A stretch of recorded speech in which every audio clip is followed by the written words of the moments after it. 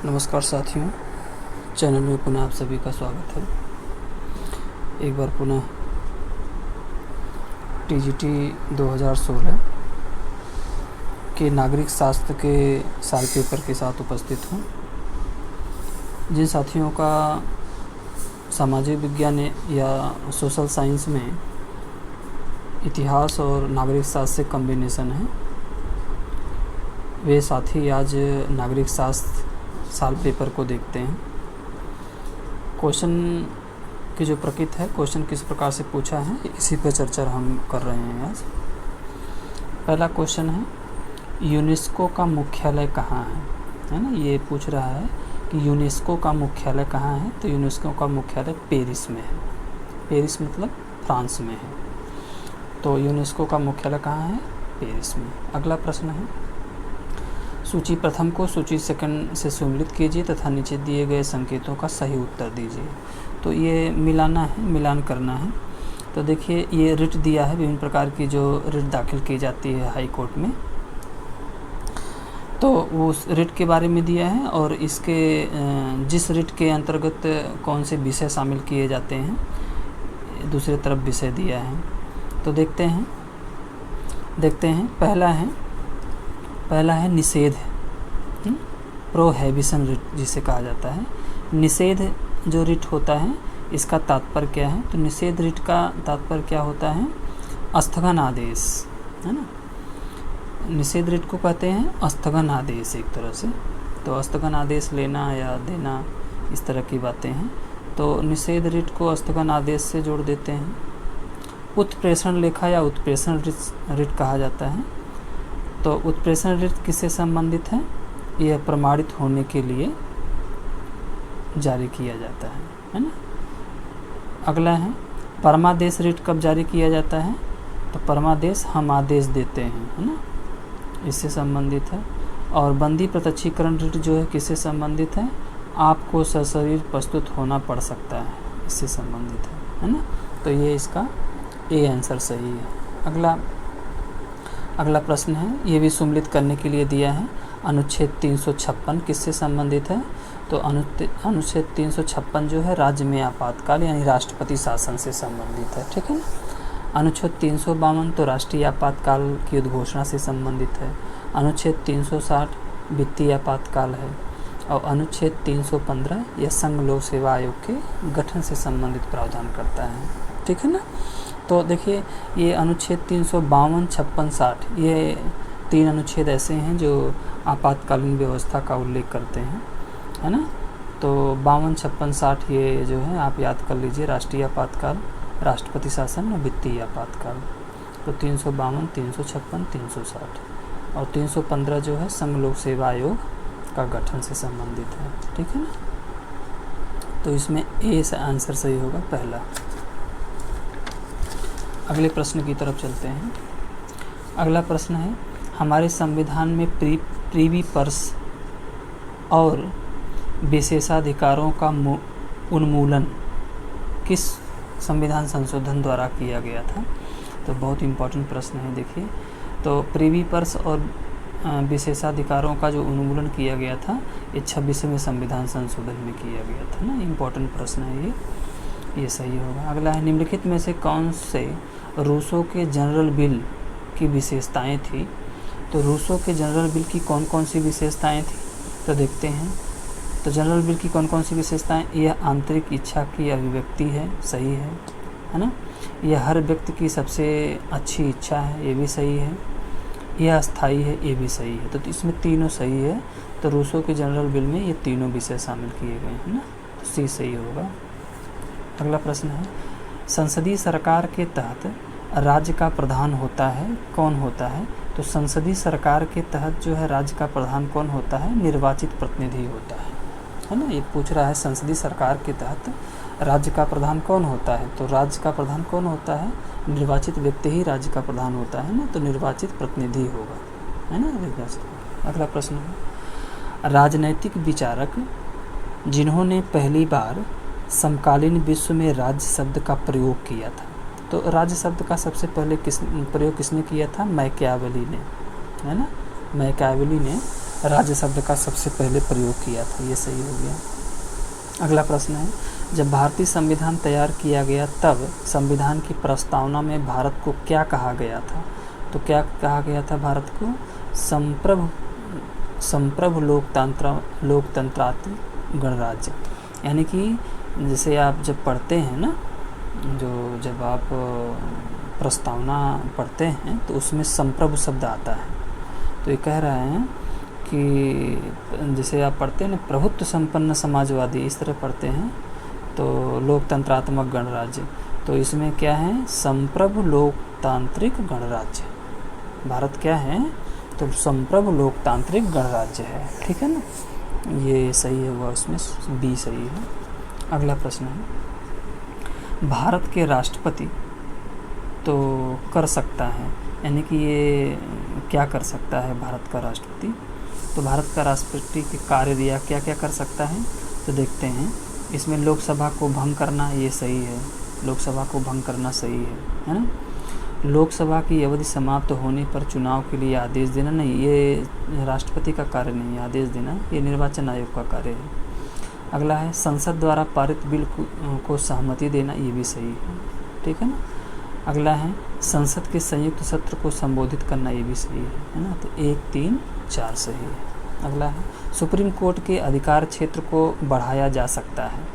तो supreme court के अधिकार क्षेत्र को किसके द्वारा बढ़ाया जा सकता है? तो किसके द्वारा बढ़ाया जा सकता है? यह संसद द्वारा बनाए गए कानून के तहत बढ़ाया। जैसे सुप्रीम कोर्ट के क्षेत्र को बढ़ाना है ना, तो उसके अधिकार क्षेत्र को बढ़ाना है तो संसद में इस विषय के संबंध में कानून लाना पड़ेगा, ठीक है ना। तो संसद द्वारा बनाए गए कानून के द्वारा ही क्षेत्र का विस्तार किया जाता है। अगला है, दिया है UN सुरक्षा परिषद में वीटो, जिसे कहा जाता है निषेधाधिकार, है ना, निषेधाधिकार कहा जाता है। UN सुरक्षा परिषद में वीटो है, क्या है वीटो, क्या है? तो यही पूछ रहा है, सुरक्षा परिषद के अस्थायी सदस्यों द्वारा नकारात्मक वोट की कार्य प्रणाली है ना। वीटो शक्ति जो प्राप्त है, यह क्या है? सुरक्षा परिषद के अस्थायी सदस्यों द्वारा नकारात्मक वोट की कार्य पद्धति वीटो कहलाती है, ठीक है। अगला प्रश्न है, कौटिल्य ने अपने राजमंडल में जिजिगुसु का राजा के रूप में उल्लेख किया है। तो जिजिगुसु के राजा के रूप में क्या उल्लेख किया है? विजेता का सहयोगी, है ना, विजेता का सहयोगी। कौटिल्य ने अपने राजमंडल में बीजिगिसु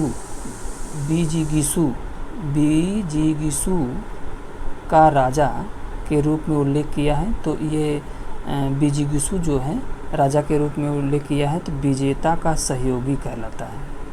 बीजिगिसु जो होता है ये विजेता का सहयोगी कहलाता है, सी सही है।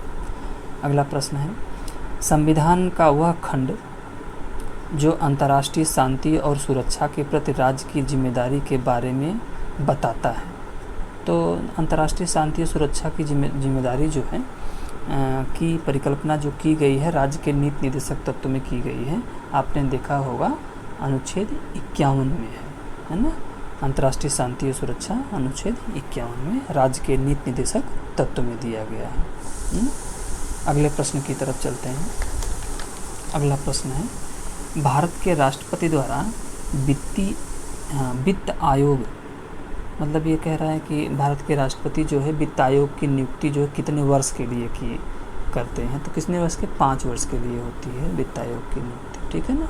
अगला प्रश्न है, संपत्ति के अधिकार को मौलिक अधिकारों की सूची से हटा दिया गया था। तो किस संविधान संशोधन द्वारा हटाया गया था? तो 44वें संविधान संशोधन 1978 में इसे हटा करके तो संपत्ति के अधिकार को वैधानिक अधिकार या विधिक अधिकार या कॉन्स्टिट्यूशनल राइट बना दिया गया, ठीक है ना। तो संपत्ति का अधिकार अब क्या है? कानूनी अधिकार है। अगला प्रश्न है, केंद्रीय प्राक्कलन समिति में शामिल हैं। तो जो केंद्रीय प्राक्कलन समिति का गठन किया जाता है, तो प्राक्कलन समिति में कितने सदस्य होते हैं, यही पूछ रहा है। तो 30 सदस्य होते हैं प्राक्कलन समिति में, है ना। तो सी सही है इसमें। अगला प्रश्न है, 1947 में बने नेहरू की सरकार के कानून मंत्री थे। उस समय कानून मंत्री कौन था नेहरू की सरकार में? तो कानून मंत्री कौन था? BR अम्बेडकर। ये 1947 की बात कह रहा है ना, 1947 की बात कर रहा है। ये अंतरिम मंत्रिमंडल की बात नहीं कर रहा है। यहाँ जो है कह रहा है कि 1947 में जो नेहरू मंत्रिमंडल बना था उसमें कानून मंत्री कौन था? तो कौन थे? BR अम्बेडकर। अगला प्रश्न है, निम्नलिखित में से कौन सा एक मार्क्सवाद से संबंधित है? तो मार्क्सवाद से संबंधित क्या है इसमें? तो एक तरह से मार्क्सवाद का सिद्धांत पूछ रहा है, इसमें कौन सा है? तो अधिशेष मूल्य सिद्धांत जो है किसका है? मार्क्सवाद का है। तो अधिशेष मूल्य सिद्धांत मार्क्सवाद का है। ये इम्पोर्टेंट प्रश्न है। अगला प्रश्न है, अरस्तु को वरीयता देता है। अरस्तु की एक तरह से पुस्तक पूछ रहा है, तो अरस्तु पॉलिटी को वरीयता देता है ना, तो पॉलिटी होगा इसमें, B सही है। अगला है, निम्नलिखित में से कौन सा मिलान गलत किया गया है? तो इसमें पूछ रहा है कौन सा सही नहीं है ना, यही पूछ रहा है। तो गलत कर दिया गया इसमें कौन सा मिलान? तो देखते हैं। देखिए, राज्य की बहुलवादी धारणा किसकी है? मैकाइवर और लास्की की है। बहुलवादी धारणा लास्की और मैकाइवर की है। राज्य की शक्ति धारणा किसकी है? मैकाइवली की है ना। और अराजकतावादी मार्क्स और बेंथम है। यही देखिए गलत नहीं है, यही गलत है, यानी कि यही जो है मिलान सही नहीं है। अराजकतावादी मार्क्स और बेंथम नहीं थे। सर्वसत्तावादी कौन थे? हेगल और बेरीहार्डी। तो हेगल और बेरीहार्डी सर्वसत्तावादी थे, ये सही है। ये C वाला सही जो है, मिलान सही नहीं है। अगला प्रश्न है, निम्नलिखित में से नेताओं का कौन सा समूह गुट निरपेक्ष आंदोलन के लिए जिम्मेदार है? तो गुट निरपेक्ष आंदोलन की जो शुरुआत की गई थी, या गुट निरपेक्ष आंदोलन में जो लोग शामिल थे उनमें कौन कौन था? नेहरू जी थे, हैं, नासर थे और टीटो थे, ठीक है ना। तो 3 लोग थे, नेहरू, नासर और टीटो। तो ये C सही है ना। अगला है, पहचाने कि कौन सा एक स्थानीय स्वशासन सरकार का कार्य नहीं है? जो स्थानीय स्वशासन यानी पंचायती राज व्यवस्था की बातें कह रहा है। तो पंचायती राज एक्ट में क्या शामिल नहीं किया गया है? स्थानीय स्वशासन की सरकार में क्या शामिल नहीं किया गया है, यही पूछ रहे हैं। तो इसमें स्वास्थ्य और स्वच्छता शामिल है, ग्रामीण आवास भी शामिल है ना। कानून और व्यवस्था का रख रखाव, यही शामिल नहीं है। कानून व्यवस्था का रख रखाव ये स्थानीय प्रशासन का कार्य नहीं है। पेयजल प्रदान करना यह कार्य है। तो इसमें C सही है। फिर सम्मिलित करने वाला प्रश्न आ गया। कुछ पुस्तक दिया है और यहाँ लेखकों का नाम दिया है। जैसे प्लेटो की जो पुस्तक है, तो प्लेटो की सबसे प्रसिद्ध पुस्तक है रिपब्लिक, है ना। बेंथम की जो पुस्तक है, कौन सी पुस्तक है? प्रिंसिपल ऑफ इंटरनेशनल लॉ, है ना। प्रिंसिपल ऑफ इंटरनेशनल लॉ यह बेंथम की है। लास्की की पुस्तक है ग्रामर ऑफ पॉलिटिक्स, इंपॉर्टेंट पुस्तक है ये, लास्की की ग्रामर ऑफ पॉलिटिक्स। अगला है JS मिल की कौन पुस्तक है? Principle of politics. तो principle of politics economics, principle of politics economics किसकी पुस्तक है? JS मिल की पुस्तक है, ठीक है ना। तो इसमें B सही होगा। अगला प्रश्न है, भारतीय संविधान में 73वें और 74वें संविधान संशोधन अधिनियम के निम्नलिखित को सम्मिलित किया गया। तो ये 73वें संविधान संशोधन और 74वें संविधान संशोधन मतलब संविधान में कौन सा भाग जोड़ा गया था, ठीक है ना। तो कौन सा भाग जोड़ा गया था? तो एक भाग था 9 जो पंचायती राज एक्ट से संबंधित है, और भाग 9 का जो था ये नगर पंचायत से संबंधित है। तो इसमें C सही होगा। भाग 9 और भाग 9 क कहिए या A कहिए, पहला ही अक्षर होगा, या अ कहिए, जो भी कहिए। तो इस तरह से 9 और 9 का ये किससे संबंधित है? पंचायती राज एक्ट से संबंधित है ना। तो 73वें संविधान संशोधन एवं 74वें संविधान संशोधन इस भाग को शामिल किया गया था। अगले प्रश्न की तरफ चलेंगे। अगला प्रश्न है, राजनैतिक अस्थिरता को जन्म देने वाली दल बदल की परंपरा को किस संशोधन द्वारा सीमित किया गया? तो जो दल बदल विरोधी कानून जो लाया गए थे, तो 52वें संविधान संशोधन 1985 में लाए गए थे, ठीक है ना। 1985 में स्वर्गीय राजीव गांधी की सरकार उस समय रही है, तो 52वां संविधान संशोधन 1985 दल बदल विरोधी कानून को लाया गया था। इसी को बाद में संशोधन कर दिया गया था। अगला प्रश्न है, शिमला समझौते पर हस्ताक्षर किए थे, मतलब शिमला समझौते पर कौन कौन लोग हस्ताक्षर किए थे? कौन कौन लोग किए थे? इंदिरा गांधी और ZA भुट्टो, है ना। इंदिरा गांधी और ZA भुट्टो द्वारा क्या किया गया था? शिमला समझौते पर हस्ताक्षर किया गया था। तो इसमें B सही है। अगला प्रश्न है, PIL से जुड़े हुए व्यक्ति हैं, PIL, है ना। तो PIL से जुड़े व्यक्ति हैं न्यायमूर्ति भागवती। न्यायमूर्ति भागवती जो है, यही पुनर्विचार याचिका जो दायर की जाती है, इन्हीं की देन है कि PN भागवती के द्वारा यह लाया गया था, है ना। तो पुनर्विचार जो याचिका होती है, इन्हीं के द्वारा सबसे पहले लाया गया था। तो न्यायमूर्ति PN भागवती, ठीक है ना, इसके हैं PIL। अगला प्रश्न है, निम्नलिखित में से किसने तीनों गोलमेज सम्मेलन में भाग लिया था? तीनों गोलमेज सम्मेलन में किसने भाग लिया था? BR अम्बेडकर साहब ने भाग लिया था। तो इसमें B सही है, ठीक है ना। बैठक है तो विधान सभा के लिए गणपूर्ति होगी।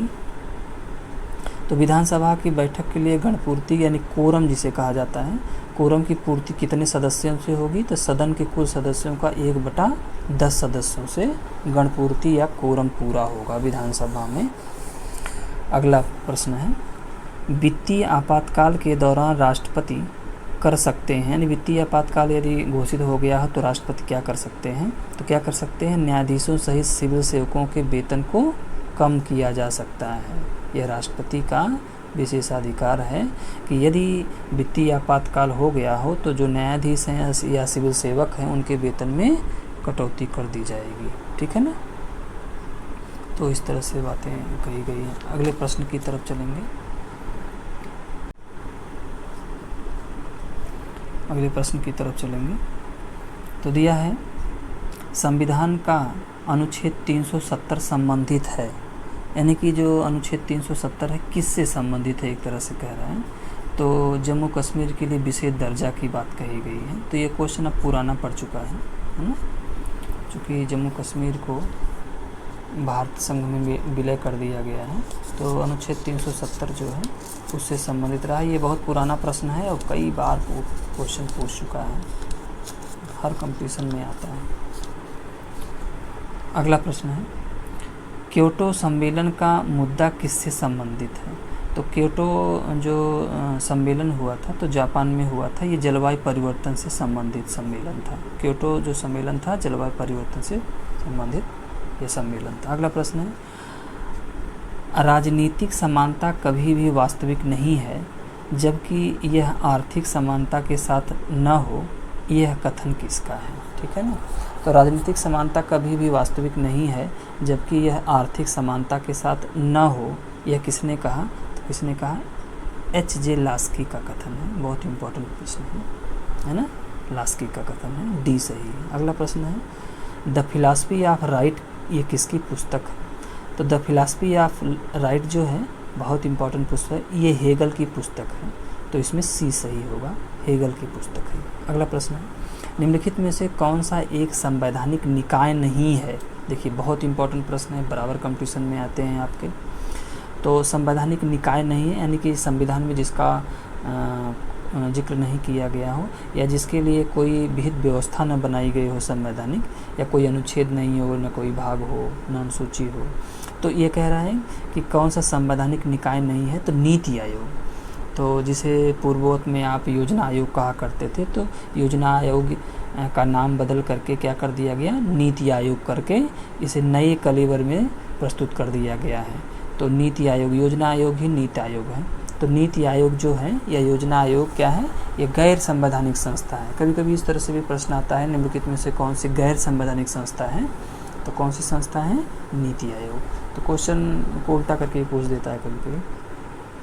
अगला, चुनाव आयोग का भी उल्लेख है, यूपीएससी जो समलोक सेवा है इसका भी उल्लेख है, वित्त आयोग का भी उल्लेख है, लेकिन नीति आयोग का उल्लेख नहीं किया गया। अगला प्रश्न है, सूची फर्स्ट को सूची सेकंड से सुमेलित करना है और एक तरफ लेखक का नाम दिया है, दूसरी तरफ उनकी पुस्तक दिया है। तो अरस्तु की सबसे प्रसिद्ध पुस्तक है पॉलिटिक्स, वेरी इंपॉर्टेंट है।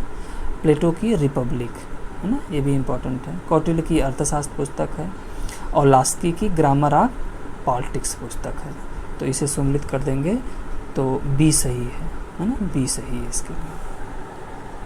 अगले प्रश्न की तरफ चलेंगे। अगला प्रश्न है, निम्नलिखित में से कौन सा संप्रभुता की एक विशेषता नहीं है? तो संप्रभुता की एक विशेषता नहीं है तो संप्रभुता में क्या शामिल नहीं किया जाता है ना, तो विभाज्यता संप्रभुता में नहीं होता है। सुनिश्चितता होता है, अस्थायित्व होता है, अनन्यता होता है, लेकिन विभाज्यता नहीं होता है, तो यही विशेषता नहीं है, बी सही है। अगला प्रश्न, संविधान का अनुच्छेद जो यूपीएससी के सदस्यों को हटाने के बारे में विवरण देता है, तो यूपीएससी के सदस्यों को हटाने का जो विवरण देता है अनुच्छेद 317, ये भी इम्पोर्टेंट है, सी सही है। अगला प्रश्न, निम्नलिखित को ग्रीक नगर राज्यों के नागरिक माना जाता था, तो ग्रीक नगर राज्यों के नागरिक किसे माना जाता है? तो स्वतंत्र व्यक्तियों के स्वामी को, यानी कि यह कह रहा है कि ग्रीक नगर राज्यों के नागरिक किसे माना जाता था? तो किसे माना जाता था? स्वतंत्र व्यक्तियों के स्वामी को ग्रीक नगर राज्यों का नागरिक माना जाता था। अगले प्रश्न है, भारत का राष्ट्रपति है ना, तो भारत का राष्ट्रपति निर्वाचक मंडल द्वारा निर्वाचित किया जाता है। स्वाभाविक है, निर्वाचक मंडल द्वारा ही यह क्या किया जाता है? निर्वाचित किया जाता है। अगला प्रश्न है, ये तो छोटे छोटे प्रश्न हैं, ये तो बहुत सरल प्रश्न हैं, आप तो बहुत बार पढ़ चुके होंगे। निर्वाचक मंडल द्वारा ही आनुपातिक प्रतिनिधित्व के एकल समकर्मणीय मत पद्धति के अनुसार चुना जाता है। अगला प्रश्न है, इधर देखिए पार्टियों के नाम दिया है और इधर दिया है राज्य दिया है कि ये पार्टियां जो है किस राज्य में अपना जो राजनीतिक दल हैं, ये राजनीतिक दल जो है किन किन राज्यों में अस्थाई कार्य कर रहे हैं। तो देखते हैं इसमें, पहला है टीडीपी। टीडीपी जो है ये पार्टी कहाँ है? टीडीपी ये आंध्र प्रदेश में है, तो टीडीपी को आंध्र प्रदेश यानी तेलुगु देशम पार्टी है, आंध्र प्रदेश में है। टीएमसी कहाँ पे है? तो टीएमसी जो है ये पश्चिम बंगाल में है ना, है ना। और क्या पूछा है? डीएमके कहाँ है? तो डीएमके क्या है? तमिलनाडु में है, अन्ना द्रमुक जो है। बीजेडी कहाँ है? तो बीजेडी कहाँ है? उड़ीसा में, ठीक है ना। तो इस तरह से बीजू दल वाला ये पार्टी है। तो इस तरह से जो है राज्य हैं, इधर पार्टियों के नाम है, इस तरह से मैच कर देंगे तो आपको आंसर आपको सी मिल जाएगा, ठीक है ना। अगला प्रश्न है, नोटा है ना, नोटा को मतदान में भारत की वोटिंग मशीन में पहली बार कब पेश किया गया था? यानी कि नोटा का प्रयोग भारत में सबसे पहले कब शुरू किया गया? तो 2001-2 में इसको शुरुआत की गई थी, नोटा का सबसे पहले प्रयोग किया गया था। अगला प्रश्न है, भारतीय संसद द्वारा सूचना का अधिकार अधिनियम कब पारित किया गया था? तो सूचना का अधिकार अधिनियम 2005 में लाया गया था, बी सही। अगला प्रश्न है, भारत के संविधान द्वारा निम्नलिखित में से कौन सी स्वतंत्रता मौलिक अधिकार नहीं है? तो स्वतंत्रता मौलिक अधिकार नहीं है, तो ये स्वाभाविक है कि मौलिक अधिकार में ये संपत्ति के स्वामित्व और अधिग्रहण की स्वतंत्रता ये समाप्त कर करके इसे ये मौलिक अधिकार की श्रेणी से हटा करके इसे कानूनी अधिकार या वैधानिक अधिकार बना दिया गया, कॉन्स्टिट्यूशनल राइट बना दिया गया, ठीक है ना। तो ये पहला संपत्ति का अधिकार होगा। अगला प्रश्न है, लोकसभा के स्पीकर यानी कि जिसे अध्यक्ष कहा जाता है, स्पीकर मीन्स अध्यक्ष, लोकसभा के अध्यक्ष को अपना इस्तीफा किसे देना चाहिए? तो स्वाभाविक है कि लोकसभा अध्यक्ष जो है उपाध्यक्ष को अपने इस्तीफा देगा, तो लोकसभा के उपाध्यक्ष को अपने इस्तीफा देता है। ये सब बहुत छोटे छोटे प्रश्न हैं। अगला प्रश्न है, राज्य के नीति निदेशक तत्व बैंक द्वारा बैंक की सुविधा के आधार पर दे एक चेक की तरह है, यह किसका कथन है, किसने कहा था? नीति निर्देशक तत्व को कह रहा है बैंक द्वारा बैंक की सुविधा के आधार पर दे एक चेक की तरह है, तो किसने कहा था? केटी शाह ने कहा था। इम्पोर्टेंट प्रश्न है, केटी शाह का यह कथन है। अगला प्रश्न है, बजट के राजस्व अनुमान किसके द्वारा तैयार किए जाते हैं? तो बजट के राजस्व जो अनुमान तैयार किए जाते हैं किसके द्वारा? वित्त मंत्रालय के द्वारा यह तैयार किए जाते हैं। राजस्व अनुमान जो तैयार किया जाता है यह वित्त मंत्रालय द्वारा तैयार किया जाता है। ठीक है ना। अगला प्रश्न है, अगले प्रश्न की तरफ चलेंगे। अगला प्रश्न है, किसी राज्य का विधान परिषद किसके द्वारा बनाई या समाप्त की जाती है? तो विधान परिषद किसके द्वारा, राज्य की विधान परिषद किसके द्वारा बनाई जाती है और समाप्त की जाती है? तो संबंधित विधानसभा की सिफारिश पर संसद द्वारा, है ना। संबंधित जो विधानसभा की संसद द्वारा ही इसे समाप्त भी किया जा सकता है, विधान परिषद लाया भी जा सकता है। कि जहाँ जिन राज्यों में नहीं है तो लाया भी जा सकता है, अगर कहीं है तो समाप्त भी किया जा सकता है। तो किसके द्वारा? संबंधित विधानसभा की सिफारिश के द्वारा, संसद द्वारा। अगला प्रश्न है, यूएनओ के वर्तमान महासचिव कहाँ से हैं? तो यूएनओ के वर्तमान महासचिव कहाँ से हैं? ये पुर्तगाल के हैं। तो यूएनओ के वर्तमान महासचिव कहाँ के हैं? पुर्तगाल के रहने वाले हैं। अगला प्रश्न है, निम्नलिखित में से किस केस में सुप्रीम कोर्ट की न्यायिक समीक्षा पर सवाल उठाया गया था? तो न्यायिक समीक्षा पर सवाल उठाया गया था, तो ये तो आपने बहुत लोक महत्व का केस रहा है ना। गोलकनाथ केस के मामले में, गोलकनाथ केस के मामले में सुप्रीम कोर्ट की न्यायिक समीक्षा पर सवाल उठाया गया था। ठीक है ना। अगला प्रश्न है, निम्नलिखित में से कौन सी फांसीवाद की एक विशेषता नहीं है? तो यानी फांसीवाद क्या नहीं कहता है? तो क्या नहीं कहता है? क्या नहीं कहता है? एक व्यक्ति की तानाशाही में विश्वास करता है, तो सही बात है। अंतर्राष्ट्रीयतावाद का विरोध करता है, ये भी सही बात है। लोकतंत्रात्मक संस्था में अविश्वास करता है, ये भी सही है। व्यक्तिवाद में विश्वास करता है, यही सही नहीं है। व्यक्तिवाद में विश्वास नहीं करता, फांसीवाद व्यक्तिवाद में विश्वास नहीं करता है। अगला प्रश्न है, मार्क्स के अनुसार राज्य है, मार्क्स के अनुसार राज्य क्या है? वर्ग शोषण के लिए संस्था है, यानी शोषण की एक संस्था है, बता रहे हैं। राज्य क्या है? वर्ग शोषण की एक संस्था है। ये किसने कहा था? मार्क्सवाद ने कहा था। तो राज्य क्या है? वर्ग शोषण के लिए संस्था है। अगला प्रश्न है, दोहरी नागरिकता की प्रणाली इन जैसे देशों में प्रचलित है। दोहरी नागरिकता पूछ रहे हैं कहाँ कहाँ प्रचलित है ना।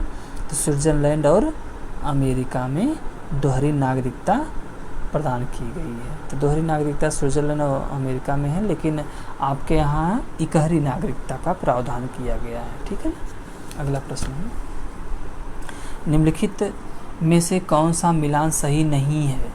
देखिए, जो क्वेश्चन सही नहीं है सही वाला पूछता है, इसमें तो जब तक चारों नहीं जानेंगे तब तक आप नहीं टिक लगा सकते। यूपीएससी का जो एग्ज़ाम देते होंगे तो उनको ये अनुभव होगा कि यूपीएससी के एग्ज़ाम में बहुत इस तरह से प्रश्न पूछता है, सही है, सही नहीं है, 1 2 3 सही है, 1 2 3 4 सही है, 1 2 नहीं सही है। इस तरह से जो प्रश्न आते हैं तो इसके लिए गूढ़ अध्ययन चाहिए। ठीक है ना। तो क्या पूरा कि पूछ रहा है क्या मिलान नहीं सही है? तो देखते हैं, हाफ्स प्रतिसत्तात्मक, नहीं यही सही नहीं है। हाफ्स प्रतिसत्तात्मक सत्ता विश्वास नहीं रखता। अगला है अरस्तु राजनीतिक, ये सही है। रूसो सामाजिक अनुबंध, ये भी सही है। मार्क्स कम्युनिस्ट पार्टी की घोषणा, ये तो सही है। ये सभी जो हैं ये सभी बातें सही है। ये हाफ्स का प्रतिसत्तात्मक नहीं है, सिद्धांत नहीं है। अगला प्रश्न है, भारतीय संविधान के अनुच्छेद 1 में भारत को कहा गया है, क्या कहा गया है? राज्यों का संघ कहा गया है, यूनियन ऑफ स्टेट कहा जाता है। यानी भारत क्या है? राज्यों का संघ है, यूनियन ऑफ स्टेट्स है। अगला प्रश्न है, अगला प्रश्न है, एक ऐसे व्यक्ति को जिसे अवैध रूप से हिरासत में लिया गया है उसे मुक्त करने के लिए उचित न्यायिक निकाय द्वारा जारी किया गया लेख क्या कहलाता है? तो ये कह रहे हैं, मुख्य रूप से कह रहा है कि जैसे अवैध रूप से अगर यदि किसी व्यक्ति को हिरासत में ले लिया गया है तो न्यायिक रूप से कौन सा लेख जारी किया जाता है?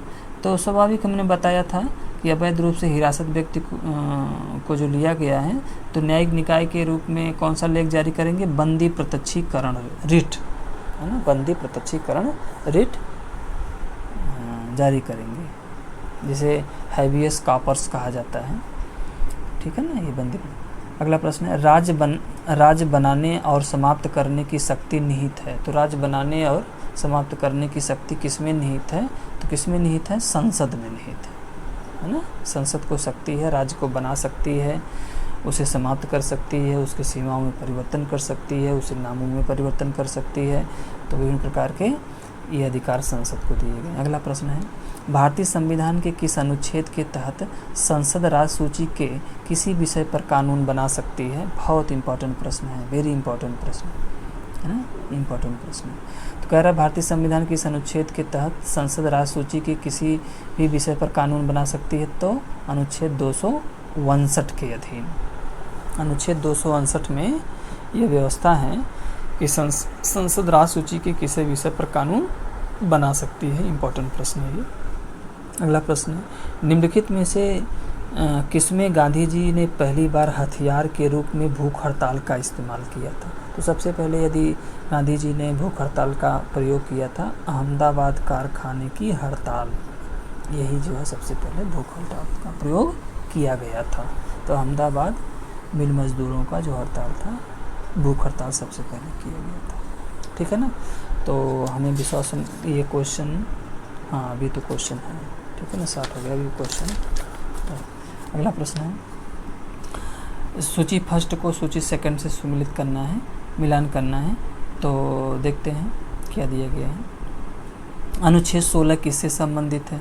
तो अनुच्छेद 16 किससे संबंधित है, सार्वजनिक रोजगार के अवसर, यानी अवसर की समानता, यह अनुच्छेद 16 कहता है। 32 क्या कहता है, तो 32 संवैधानिक उपचारों का अधिकार है ना। हाँ 14, अनुच्छेद 14 क्या कहता है, कानून के समझ समानता का अधिकार। 17 क्या कहता है, अस्पृश्यता उन्मूलन या अस्पृश्यता अपराध है, ठीक है ना, ये सही है। अगला प्रश्न है, केंद्र सरकार किसकी सिफारिश के आधार पर भारत की संचित निधि से राज्यों को अनुदान देता है। तो केंद्र सरकार किसकी सिफारिश के आधार पर भारत की संचित निधि से राज्यों को अनुदान देता है, किसकी सिफारिश पर, वित्त आयोग की सिफारिश के आधार पर ही राज्यों को अनुदान देता है केंद्र सरकार, ठीक है ना। अगला प्रश्न है, भारत में न्यायिक समीक्षा की शक्ति का उपभोग करता है, कौन करता है, न्यायिक समीक्षा का उपभोग कौन करता है, उच्च न्यायालय और उच्चतम न्यायालय। हाई कोर्ट और सुप्रीम कोर्ट ही न्यायिक समीक्षा की शक्ति का उपभोग करते हैं, ठीक है ना। तो ठीक है साथियों, मुझे विश्वास है कि वीडियो आपको अच्छी लगी होगी। यदि अच्छी लगी होगी तो चैनल को सब्सक्राइब करना ना भूलिएगा, शेयर करना ना भूलिएगा, लाइक और कमेंट करना भी ना भूलिएगा, और साथ ही साथ बेल आइकन को ज़रूर दबा दें, क्योंकि जैसे ही मेरी नई वीडियो अपलोड होगी वैसे ही आप तक पहुंच जाएगी, ठीक है ना।